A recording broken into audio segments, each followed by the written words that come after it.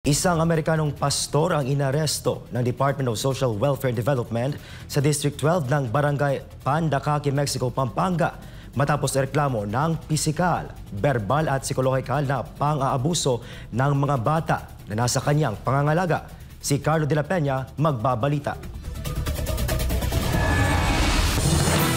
Arestado ang isang Amerikanong pastor na kinilalang si Jeremy Ferguson, direktor ng New Life Baptist Church of Mexico, Pampanga Incorporated, matapos ang sunod-sunod na reklamo isinampa laban sa kanya ng mga batang tumutuloy sa kanyang institusyon. Sa bisa ng Republic Act 7610 o ang Special Protection of Children Against Abuse, Exploitation and Discrimination Act, inaresto si Ferguson nitong Miyerkules ng gabi, Agosto 13, ng DSWD Field Office 3, katuwang ang Women and Children's Protection Desk ng Pampanga Provincial Police. Ayon sa ulat, 156 na bata ang na-rescue mula sa pasilidad matapos ang mga natanggap na reklamo ng pang-aabuso at iba pang paglabag gaya ng pisikal, verbal at psikolohikal na abuso. Presensya ng panganib sa sunog, maling pamamalakad sa pondo, hindi maayos na paghawak ng kaso at hindi pagsunod sa mga pamantayan ng DSWD para sa lisensya at akreditasyon. Kaugnay nito, agad na naglabas ng cease and desist order si DSWD Secretary Rex Gatchalian laban sa institusyon at hihilingin din umano ng ahensya sa Bureau of Immigration na mag-issue ng whole departure order